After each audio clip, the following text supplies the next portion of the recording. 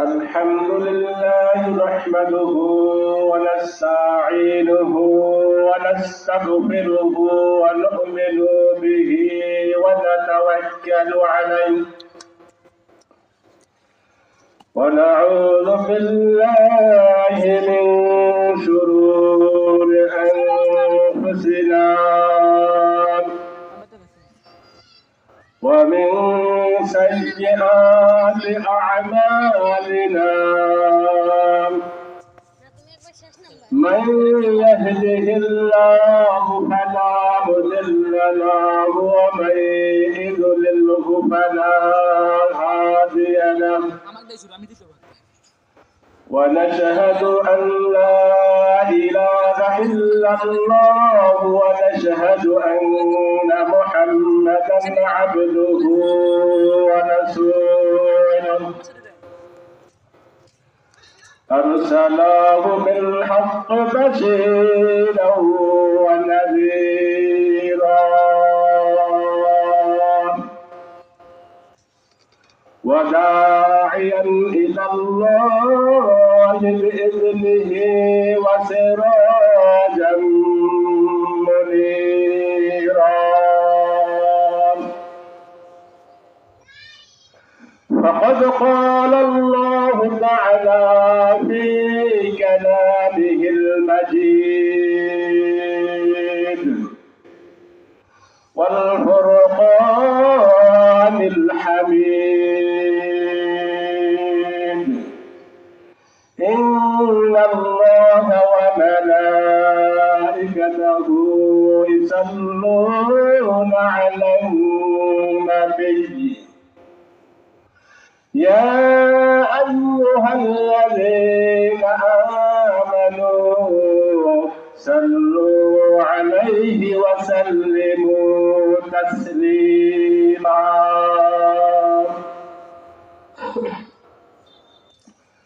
اللهم صل على محمد وعلى آل محمد كما صليت على إبراهيم وعلى آل إبراهيم إنك حميد مجيد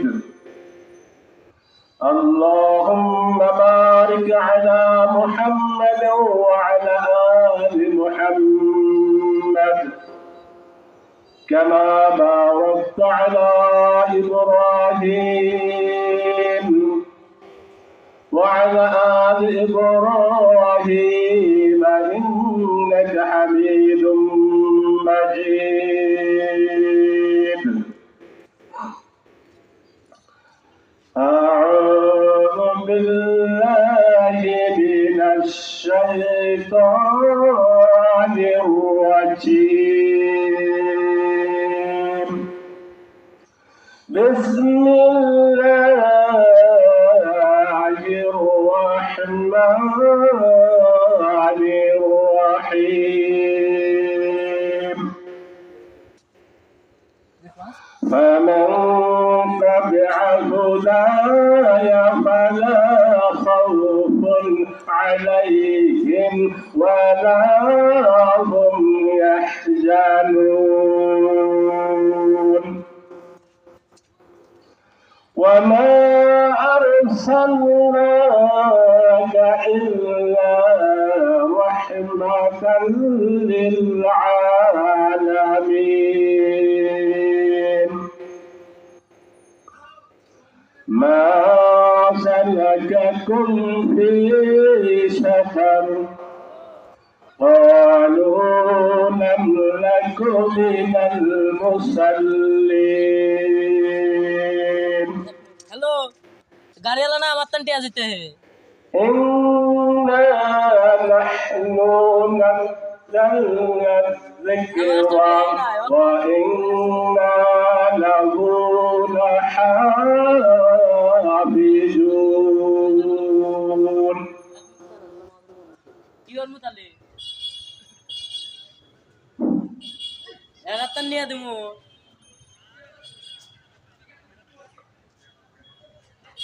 generator তো নিয়ে এসে এখানে টিয়া যেতে আচ্ছা দিয়া পাঠালাম তাহলে يا أيها الذين آمنوا هل أدلكم على تجارة تنجيكم من عذاب أليم تؤمنون بالله ورسوله وتجاهدون في سبيل الله بأموالكم وأنفسكم ذلكم خير لكم إن كنتم تعلمون صدق الله العظيم আজকে ধানমরা উত্তরপাড়া বাইতুল ফাউন্ডেশনের উদ্যোগে এক বিরাট ইসলামী জলসার আয়োজন করা হয়েছে। উক্ত জলসার সম্মানিত সভাপতি সাহেব, অর্থ এলাকার মুরব্বী ইকরাম, দূর দূরান্ত থেকে আগত দিনদার পরহেজগার মুসলমান ভাইরা আমার এবং পর্দার আড়ালে মা ও বোনেরা, আসসালামু আলাইকুম ওয়া রাহমাতুল্লাহ। সর্বপ্রথম সেই মহান রব্বুল আলামিনের প্রশংসা জ্ঞাপন করব, যে মহান রব্বুল আলামিন আজকে আমাকে এই বিরাট ইসলামী জলসায় এসে কোরআন থেকে আলোচনা করার জন্য সুযোগ দান করিয়া দিয়েছেন এবং আপনারাও এখানে এসে কোরআন থেকে আলোচনা শোনার জন্য সুযোগ পেয়েছেন। এর জন্য আমরা সকলেই মহান রব্বুল আলামিনের কাছে প্রশংসা জ্ঞাপন করছি। আমরা সকলেই সমস্যারে করে নেই আলহামদুলিল্লাহ। অতঃপর বিশ্বনবী জনাব রাসূলুল্লাহ সাল্লাল্লাহু আলাইহি সাল্লামের প্রতি অগণিত দরুদ ও সালাম বর্ষিত হোক। সবাই আমরা পড়ে নেই সাল্লাল্লাহু আলাইহি ওয়াসাল্লাম। তাহলে আসুন আলোচনা করা যাক। তাবলীগ শব্দের অর্থ প্রচার করা বা পুছিয়ে যাওয়া। ইসলামী পরিভাষায় আল্লাহর দ্বীনকে বিশ্ববাসীর কাছে পুছিয়ে দেওয়াকেই তাবলীগ বলে। দীর্ঘদিন বৃষ্টি না হইলে যেমন জমিন শুকাইয়া যায়, উহাতে বৃক্ষ তরুণতা কিছুই গজায় না, তদরূপ মাঝে মাঝে হেদায়েত না পাইলে মানুষের হৃদয় কঠিন এবং অন্ধকার হইয়া যায়। তখন আর উহাতে ধর্মের আলোক রশ্মি প্রবেশ করতে পারে না।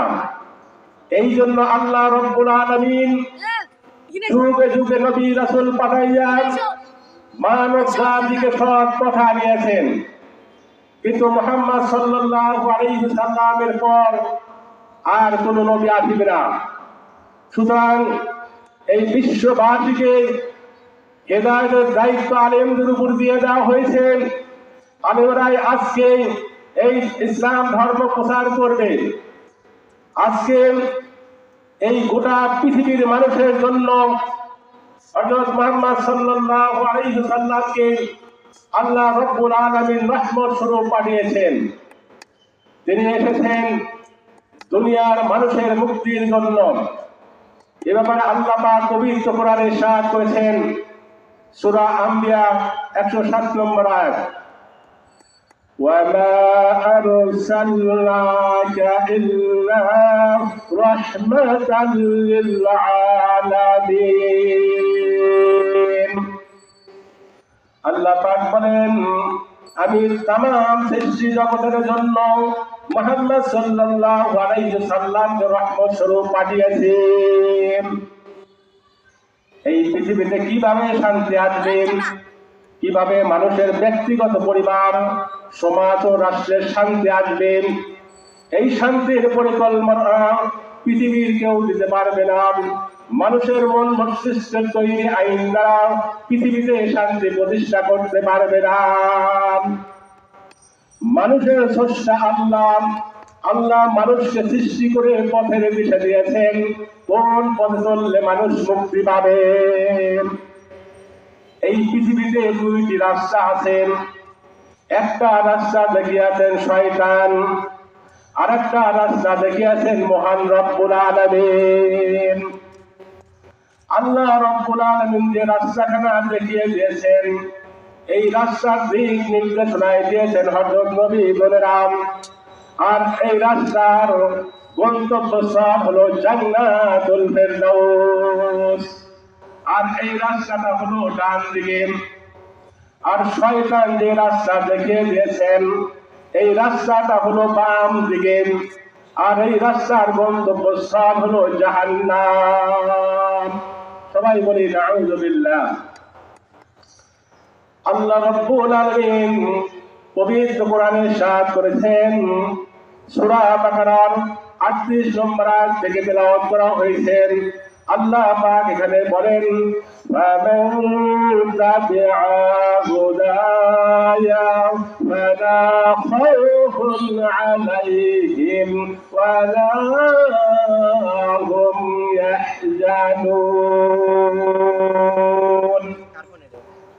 আল্লাহ রাব্বুল আলামিন বলেন, যারা আমার এই কোরআনের আইন, এই কোরআনের শাসন মেনে চলবে, তাদের কোনো চিন্তা থাকবে না, তাদের কোনো ভাবনা থাকবে না, দুনিয়াতেও তাদের কোনো চিন্তা থাকবে না, আখিরাতেও কোনো চিন্তা থাকবে না।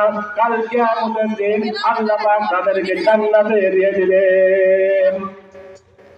তাহলে ভাই বোঝা গেল শান্তির চাবিকাঠি হলো ইসলামের মধ্যে।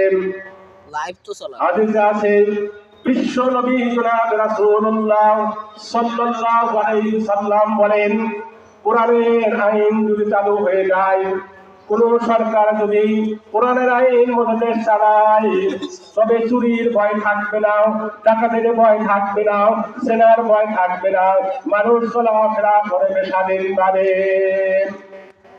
নারীর মনে কোনো ভয় থাকবে না, পুরুষের মনে কোনো ভয় থাকবে না। মানুষের অন্তরের মধ্যে একটাই শুধু ভয় থাকবে, সে ভয় হলো মহান রব্বুল আলামিনের ভয়। তাই এই দিনকে জিন্দা রাখার জন্য আল্লাহ যার মাল দিয়ে সাহায্য করতে হবে। এই জানও চিরকাল থাকবে না, এই মালও চিরকাল থাকবে না। আল্লাহ রাব্বুল আলামিন এ ব্যাপারে পবিত্র কোরআনে ইরশাদ করেছেন, সূরা সাদ 10 নম্বর আয়াত থেকে তেলাওয়াত করা হয়েছে। আল্লাহ পাক এখানে বলছেন, ইয়া আইয়ুহাল্লাযীনা আমানু হাল আদুল্লুকুম আলা তিজারাতিন তুনজিকুম মিন আযাবিন আলীম। تؤمنون بالله ورسوله وتجاهدون في سبيل الله بأموالكم وأنفسكم ذلكم خير لكم إن كنتم تعلمون। আল্লাহ রাব্বুল আলামিন বলেন, হে ইমানদারেরা, আমি তোমাদেরকে এমন একটি ব্যবসার কথা বলবো, যে ব্যবসাটি তোমাদেরকে জাহান্নামের কঠিন শাস্তি থেকে বাঁচাইয়া দিবে। এই ব্যবসাটি হলো, আমি আল্লাহর প্রতি ঈমান আনতে হবে, আমার রাসূলের প্রতি ঈমান আনতে হবে, আর তোমাদেরকে যে জান দিয়েছি, যে মাল দিয়েছি, উহার দ্বারা জিহাদ করে এই দ্বীনকে জিন্দা রাখতে হবে। ইহা তোমাদের জন্য অত্যন্ত উত্তম যদি তোমরা তা জানতে। আর এই কাজে বিপদ আসবে, মুসিবত আসবে, বাধা আসবে, নিবেদন আসতে পারে। যতই বিপদ আসুক না কেন, আল্লাহ পাক বলেন, ওয়াকানা হাক্কান আলাইনা নাসরুল মুমিনিন। আর এই ব্যাপারে মুমিনদের সাহায্য করা আমি আল্লাহর জন্য অজেয় হয়ে যাই। ও মুসলমান ভাইরা আমার, আপনারা এই কোরআনের আলোচনা শুনতে এসেছেন। এই কোরআন হলো মুসলমানদের জন্য সবচাইতে বড় নিয়ামত এবং সম্পদ হলো কোরআনে কারীম। মুসলমানদের বেঁচে থাকার দলিল হচ্ছে কোরআন। ও মুসলমান ভাইরা আমার, আপনারা নিশ্চয় জানেন যে জিনিস যত মূল্যবান তার শত্রু তত বেশি। এই জন্য সোনা দানা সেগুলোকে হেফাজত করে রাখে, আর থালা বাটি প্লেট অল্প মূল্যের গাছও ফেলে সাজায় রাখে। ও মুসলমান ভাইরা আমার, আমি আপনাদেরকে বলতে চাই, সোনা দানার মূল্য খুব বেশি কিছু নয়, হীরা-মণি মুক্তার মূল্য খুব বেশি কিছু নয়। দুনিয়ার সবচাইতে মূল্যবান জিনিস হলো কোরআন শরীফ, যা মুসলমানদের জন্য সবচাইতে বড় নিয়ামত এবং সম্পদ হলো কোরআনে কারীম। মুসলমানদের বেঁচে থাকার দলিল হচ্ছে কোরআন। ও মুসলমান ভাইরা আমার, আপনারা নিশ্চয় অবগত আছেন ফ্রান্সের বিশ্ববিখ্যাত বৈজ্ঞানিক মরিস বুখারীর নাম শুনেছেন। ফ্রান্সের বিশ্ববিখ্যাত বৈজ্ঞানিক মরিস বুখারী তিনি বিভিন্ন ধর্মগ্রন্থ নিয়ে রিসার্চ করলেন, গবেষণা করলেন। তাওরাত, জাবুর, ইনজিল, কোরআন, এই 4টা কিতাব নিয়ে তিনি গবেষণা করলেন, রিসার্চ করলেন। রিসার্চ করার পর এবার মরিস বুখারী তিনি বলছেন, তার ভাষা থেকে আমি আপনাদের সামনে সরাসরি উপস্থাপন করছি। মরিস বুখারী তিনি বলছেন, আমি যখন ইনজিল কিতাব পড়লাম, ইনজিল কিতাব পড়ে দেখি এই পৃথিবীতে ইনজিল কিতাব 3 রকমের। মরিস বুখারী বলতেছেন যে আল্লাহর কালাম তো 3 রকমের হতে পারে না, আল্লাহর কালাম তো থাকবে 1 রকমের। তারপর মরিস বুখারী তিনি বলতেছেন, আমি যখন তাওরাত কিতাব পড়লাম, তাওরাত কিতাব পড়ে দেখি তাও এক এক জায়গায় এক এক রকম। পুরাতন তাওরাতের সাথে নতুন তাওরাতের মিল নাই। মরিস বুখারী বলতেছেন, আমি যখন সর্বশেষ মহাগ্রন্থ আল কোরআন যখন পড়লাম, আল কোরআন পড়ে দেখি সব জায়গায় একই রকম।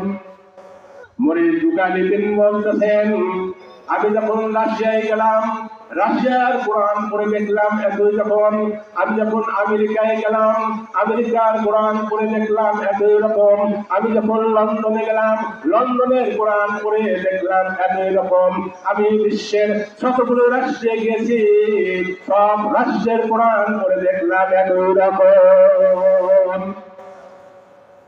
অবশেষে জাদুঘরে হযরত উসমান গনি রাদিয়াল্লাহু তাআলা আনহুর হাতে লিখিত কোরআন শরীফ আছে, সেটা উপরে দেখলাম একই রকম, একটা অক্ষর পর্যন্ত পরিবর্তন নাই। সবাই বলেন সুবহানাল্লাহ। ও মুসলমান ভাইরা, আমি আপনাদেরকে বলতে চাই, তাওরাত, জাবুর, ইনজিল এই কিতাবগুলোর ভিতরে মানুষেরা কেন ভেজাল ঢুকাতে পারলো, আর এই কোরআন শরীফের ভিতরে মানুষরা কেন ভেজাল ঢুকাতে পারলো না?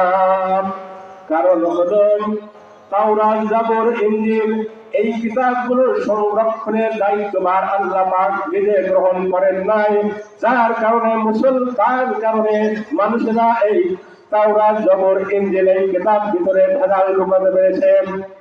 কিন্তু এই কোরআন শরীফ সংরক্ষণের দায়িত্বভার আল্লাহ পাক নিজে হাতে গ্রহণ করেছেন, যার কারণে আজ পর্যন্ত এই কোরআনের ভিতরে মানুষেরা ভেজাল ঢোকাতে পারে না। এ ব্যাপারে আল্লাহ রাব্বুল আলামিন পবিত্র কোরআনে ইরশাদ করেছেন, সূরা হিজর 9 নম্বর আয়াত থেকে তেলাওয়াত করা হয়েছে। আল্লাহ পাক এখানে বলেন, ইন্না নাহনু নাযালনা যিকরা ওয়া ইন্না লাহু লাহাফিজুন। আল্লাহ রাব্বুল আলামিন তিনি বলেন, আমি এই কোরআন নাযিল করেছি, এর সংরক্ষণের দায়িত্বভার আমি আল্লাহ নিজে গ্রহণ করেছি। যেহেতু আল্লাহ পাক এই কোরআন সংরক্ষণের হেফাজতের দায়িত্বভার গ্রহণ করেছেন, সুতরাং এই কোরআনের ভিতরে আজ পর্যন্ত মানুষেরা ভেজাল ঢুকাতে পারে নাই। সুতরাং এই কোরআন শরীফ এই পৃথিবীর মধ্যে সবচাইতে মূল্যবান জিনিস হলো কোরআন শরীফ, যা মুসলমানদের জন্য সবচাইতে বড় নিয়ামত এবং সম্পদ হলো কোরআন কারীম। মুসলমানদের বেঁচে থাকার দলিল হচ্ছে কোরআন। এই কোরআন অত্যন্ত দামি জিনিস। দেখেন এই কোরআনকে আল্লাহ কিভাবে হেফাজত করলেন। কোরআন পৃথিবীর মধ্যে সবচাইতে দামি জিনিস হলো কোরআন শরীফ। এই কোরআন শরীফকে যদি লোহার সেন্দুকের মধ্যে আটকাইয়া রাখা হতো, সেখান থেকে চুরি হওয়ার সম্ভাবনা থাকত। এই কোরআনকে যদি ব্যাংকের লকারে রাখা হতো, সেখান থেকে চুরি হওয়ার সম্ভাবনা থাকত। সুতরাং ব্যাংকের লকারে নয়, লোহার সেন্দুকের ভিতরে নয়, আল্লাহ পাক এই কোরআনকে এমন জায়গায় হেফাজত করে রেখেছেন, তামাম পৃথিবীর মানুষ যদি তালাশ করে, পৃথিবীর শত্রুরা, কোরআনের শত্রুরা যদি তালাশ করে, সেখান থেকে নষ্ট করার শক্তি কারো নাই। এমন জায়গায় আল্লাহ পাক এই কোরআনকে হেফাজত করে রেখেছেন, মানুষের সিনার ভিতরে কোরআনকে হেফাজত করে রাখা হয়েছে। এই পৃথিবীতে লক্ষ লক্ষ কোটি কোটি হাদিস তৈরি হয়ে আছে। এই হাফেজদের সিনার ভিতরে এই কোরআনকে আল্লাহ পাক সংরক্ষণ করে রেখেছেন। মুসলমান ভাইরা আমার, এই জন্য এই কোরআন মুসলমানদের জন্য সবচাইতে বড় নিয়ামত এবং সম্পদ হলো কোরআনে কারীম। মুসলমানদের বেঁচে থাকার দলিল হচ্ছে কোরআন। মুসলমান ভাইরা আমার, বর্তমান বৈজ্ঞানিক যুগ, যন্ত্রপাতির যুগ। আপনারা নিশ্চয় জানেন, মেশিন দিয়ে মানুষের মগজে ছবি তোলা যায়, কলিজার ছবি তোলা যায়, হাড়ের ভিতরে কি আছে তাও তোলা যায়, হাড়ের ভিতরে মজ্জা তোলা যায়। কিন্তু একজন হাফেজকে যদি টেবিলের উপর শুয়ে দিয়ে চারিদিক থেকে যদি এক্সরে মেশিন দিয়ে যদি বারবার ফটো তোলা হয়, তাহলে কোরআন শরীফ সিনার কোন জায়গায় রয়েছে তা কোনোদিনও ফটোতে উঠবে না। এমনি ভাবে আল্লাহ পাক এই কোরআনের হেফাজত করে রেখেছেন। সুতরাং এই কোরআনকে বোঝা, এই কোরআনের উপর আমল করা প্রতিটি মুসলমানের দায়িত্ব এবং কর্তব্য। কেননা কোরআন হচ্ছে মুসলমানদের জন্য সবচাইতে বড় নিয়ামত এবং সম্পদ হলো কোরআনে কারীম। মুসলমানদের বেঁচে থাকার দলিল হচ্ছে কোরআন। আজকে আমরা এই কোরআন এবং নবীর আদর্শ থেকে অনেক দূরে সরে গিয়েছি। তার কারণে বিশ্বের যুগে দিকে তাকান, ইহুদি কাফের বেঈমানদের যাতা করে আজকে মুসলমান জাতি নির্যাতিত হচ্ছে, কারণ আমরা কোরআন এবং নবীর সুন্নাহ থেকে অনেক অনেক দূরে সরে যাচ্ছি। সেই 1400 বছর পূর্বের কথা চিন্তা করে দেখুন, এক সময় মুসলমানরা যখন এই কোরআন এবং নবীর সুন্নাহর উপর যখন মজবুতভাবে এঁকে ধরেছিল, তখন পৃথিবীর সমস্ত জাতি মুসলমানদের কাছে মাথা নত করেছিল। মুসলমানরা শুনলেই ইহুদি কাফের বেঈমানরা ভয় পেয়ে যেত। মুসলমানের তাকবীরের গতিতে ইহুদি কাফের বেঈমানরা পালায়ন করত। আজকে সেই মুসলমান ইহুদি কাফের বেঈমানদের যাতা করে নিষ্পৃহ হচ্ছে, কারণ আমরা কোরআন এবং নবীর আদর্শ থেকে অনেক অনেক দূরে সরে গিয়েছি। মুসলমানদের ইতিহাস ভুলে যাচ্ছে, মুসলমানদের কৃষ্টি কালচার আজকে ভুলিয়ে যাচ্ছে। এই জন্য বিশ্বনবী জনাব রাসূলুল্লাহ সাল্লাল্লাহু আলাইহি ওয়াসাল্লাম আমাদেরকে বারবার সতর্ক করে দিয়েছেন, তারাক্কু ফীকুম আমরাই নিলাম তাযিল্লু মা তামাসসাকতুম বিহি মা কিতাবাল্লাহি ওয়া সুন্নাতি রাসূলিন। আল্লাহ রাসূল বলে গেলেন যে আমি তোমাদের মাঝে দুইটি জিনিস রেখে যাচ্ছি, একটা হলো কোরআন আর একটা হলো আমার আদর্শ। এই দুইটি জিনিস যদি তোমরা মজবুত ভাবে এঁকে ধরতে পারো, তাহলে কোনো বিদ্যার্থী তোমাদের উপর মাথা ছাড়া উঠতে পারবে না, তোমরা কখনো পথভ্রষ্ট হবে না। আল্লাহ রাসূল আমাদেরকে এই সতর্ক বাণী দিয়ে গেলেন। আজকে আমরা মুসলমানেরা এই কোরআন এবং নবীর আদর্শ ভুলে যেই ইহুদি পাশ্চাত্যের আদর্শে আমরা অনুসরণ করছি। যে জাতি যার আদর্শকে ভুলে যায়, যার ইতিহাসকে ভুলে যায়, তার মতো হতভাগা আল্লাহ দুনিয়া তার কেউ হতে পারে না। আমি আপনাদেরকে আরো একটু বোঝাতে চাই, একটা ঘটনা আমি আপনাদের সামনে বলতে চাই। এক ব্যক্তি এক জঙ্গলের পাশ দিয়ে চলে যাচ্ছিল। জঙ্গলের পাশ দিয়ে যেতে দেখে যে একটা ছোট্ট একটা বাঘের বাচ্চা। সে চিন্তা করলো, এই বাঘের বাচ্চাটা আমি নিয়ে চলে যাবো বাড়িতে। আমার ভেড়ার পাল আছে, সেই ভেড়ার পালের সাথে ছেড়ে ভেড়া দুধ খেয়ে ধীরে ধীরে বড় হতে থাকবে। এই মনে করে ছোট্ট বাঘের বাচ্চাটা সে বাড়িতে নিয়ে গেল। নিয়ে গিয়ে ওই ভেড়ার পালের সাথে ছেড়ে দিল। ভেড়া দুধ খেয়ে ধীরে ধীরে বড় হতে লাগলো। কিন্তু দেখা গেল ওই ভেড়া বাঘকে খোঁজা মারে, বাঘ কিছুই বলতে পারে না। বাঘ কাছে পড়ে যায়, আল্লাহর কাছে কামনা করে, আল্লাহ তুমি যদি আমাকে 2 শিং দিলে আমিও খোঁজা মারতাম।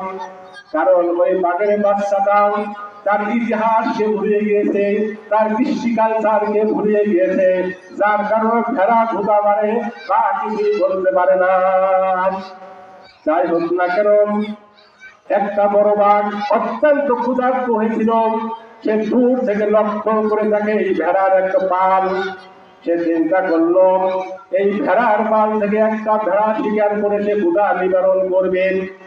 কিন্তু আশ্চর্যিত হয়ে গেল, ওই ভেড়ার পালের ভিতরে একটা বাঘ। আবার ভেড়া ঘুটা মানে বাঘ কাজ করে নাই, বাঘ কিছুই বলতে পারে না। সে আশ্চর্য হয়ে গেল, এর রহস্যটাকে আমাকে দেখতে হবে।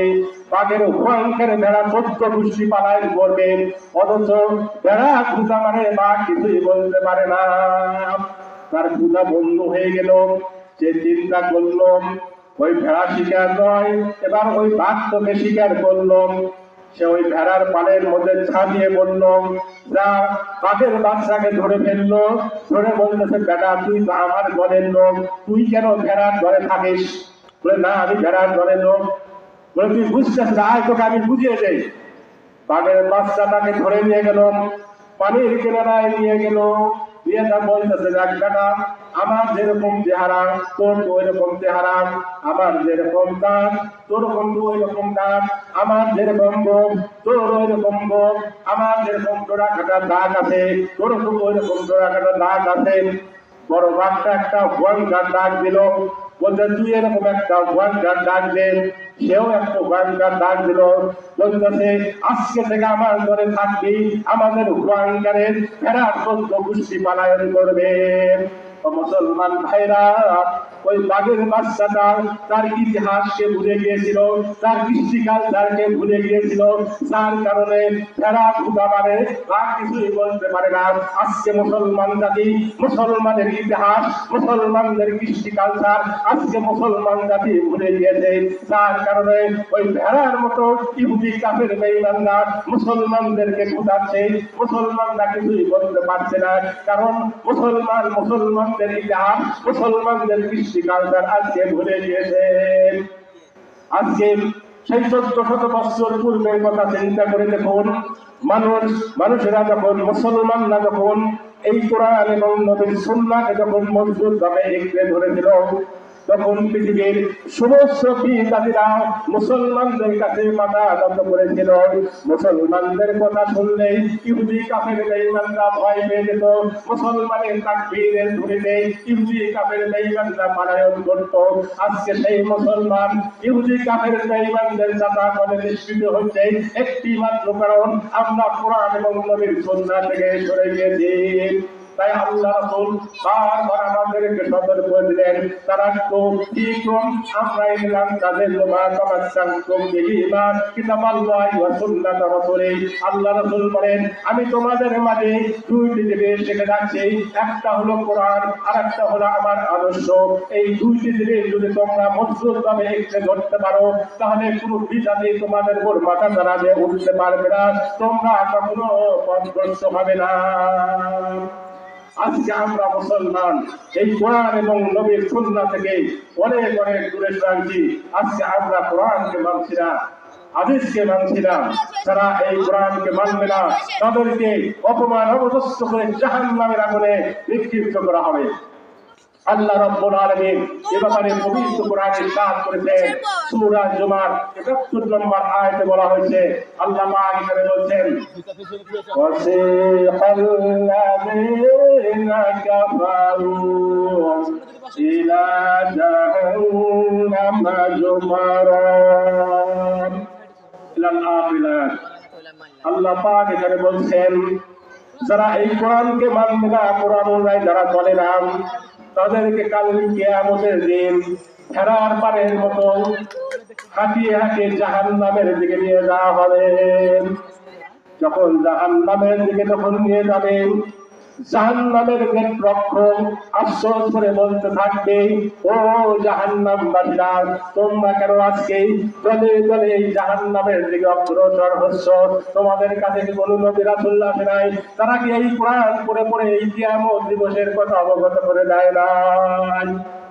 তারা বলবে, হ্যাঁ আমাদের কাছে এসেছিল, তারা কোরআন পড়ে পড়ে এই কিয়ামত দিবসের কথা আমাদেরকে অবগত করা ছিল, কিন্তু আমরা সেটা গ্রহণ করি নাই। জাহান্নামের গেট রক্ষক বলবেন, তাহলে ঢুকে পড়ো এই জাহান্নামের মধ্যে, সেখানে শুধু শাস্তি আর শাস্তির ব্যবস্থা করা হয়েছে। তাদেরকে অপমান অপদস্থ করে জাহান্নামের আগুনে নিক্ষিপ্ত করা হবে। আজকে আমরা যারা কোরআন মানতেছিলাম, নামাজ পড়তেছিলাম, আমরা যারা কোরআন মানবো না, তাহলে আমাদেরকে এইভাবে অপমান অপদস্থ করে জাহান্নামের আগুনে নিক্ষিপ্ত করা হবে। আজকে আমরা মুসলমান অনেকেই নামাজ পড়ি না, নামাজ পরিত্যাগ করে বসে আছি। যারা নামাজ পড়বে না, হাদিসে এসেছে তাদেরকে কোনোভাবে শাস্তির ব্যবস্থা করা হয়েছে। এই 15টি শাস্তির মধ্যে দুনিয়াতে 6 ভাবে তাদেরকে শাস্তি দেওয়া হবে। শুধু এটাই শেষ নয়, মৃত্যুর সময় আরো 3 ভাবে আযাব দেওয়া হবে। শুধু তাই নয়, কবরের মধ্যে আরো 3 ভাবে আযাব দেওয়া হবে। কবর থেকে ওঠার পর আরো 3 ভাবে আযাব দেওয়া হবে। এই সর্বমোট 15 ভাবে আযাব দেওয়া হবে। যারা আজকে নামাজ আমরা পরিত্যাগ করেছি, নামাজ পড়তেছি না। তাহলে আসুন এবার বিস্তারিত আলোচনা। যারা আজকে আমরা নামাজ পড়তেছিলাম, নামাজকে পরিত্যাগ করিতেছি, তাদেরকে 15 ভাবে আযাব দেওয়া হবে। তার মধ্যে দুনিয়াতে 6 ভাবে আযাব দেওয়া হবে। 1 নম্বর হলো তার দুনিয়াতে তার জীবনের শান্তি উড়ে যাবে। 2 নম্বর হলো তার চেহারায় নূর থাকবে না। 3 নম্বর হলো তার বিভিন্ন সৎ কাজের সওয়াব কমে যাবে। 4 নম্বর হলো তার দোয়া আল্লাহর কাছে কবুল হবে না। 5 নম্বর হলো সে নেক লোকের দোয়া পাবে না। 6 নম্বর হলো সে দুনিয়ার লোকদের যথার্থ ভালোবাসা পাবে না। এই নামাজ পরিত্যাগ করার কারণে দুনিয়াতে তাকে এইভাবে 6 ভাবে আযাব দেওয়া হবে।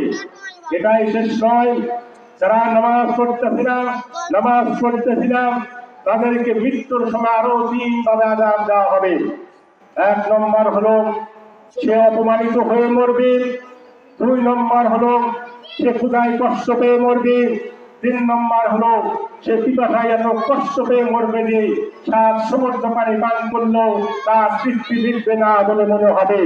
এই নামাজ না পড়ার কারণে তাকে এই মৃত্যুর সময় 3 ভাবে আযাব গ্রহণ করতেই হবে। এখানেই শেষ নয়, এই নামাজ না পড়ার কারণে কবরের মধ্যে আরো 3 ভাবে তাকে আযাব দেওয়া হবে। 1 নম্বর হলো তার কবরটাকে একেবারে সংকীর্ণ করে দেওয়া হবে। কবর যখন ডান পাঁজর থেকে যখন চাপ দিবে, ডান পাঁজরের হাড্ডি মাংস ভেঙে বামের দিকে চলে যাবে। আবার বাম পাঁজর থেকে যখন চাপ দিবে, বাম পাঁজরের হাড্ডি মাংস ভেঙে ডানের দিকে চলে যাবে। 2 নম্বর হলো তার কবরটাকে জাহান্নামের আগুন দিয়ে ভাগ করে দেওয়া হবে। সেই জাহান্নামের আগুনের মধ্যে ছটফট করতে থাকবে। 3 নম্বর হলো তার কবরের মধ্যে একটা বিষাক্ত সাপ নিযুক্ত করে দেওয়া হবে, কিয়ামত পর্যন্ত তাকে ধ্বংস করতে থাকবে। এই নামাজ না পড়ার কারণে এই কবরের মধ্যে তাকে এই 3 ভাবে আযাব দেওয়া হবে। এখানেই শেষ নয়, এই নামাজ না পড়ার কারণে, নামাজ পরিত্যাগ করার কারণে কবর থেকে ওঠার পর আরো 3 ভাবে আযাব দেওয়া হবে। 1 নম্বর হলো হাসরের ময়দানে তার বিচার হবে কঠিন। 2 নম্বর হলো আল্লাহ রব্বুল আলামিন তার উপর খুবই রাগান্বিত থাকবেন। 3 নম্বর হলো তাকে অপমান অপদস্থ করে জাহান্নামের আগুনে নিক্ষিপ্ত করা হবে। দাদা শোনো মুসলমান ভাইরা আমার, এই নামাজ না পড়ার কারণে এই সর্বমোট 15 ভাবে তাকে শাস্তি দেওয়া হবে, আযাব দেওয়া হবে। দাদা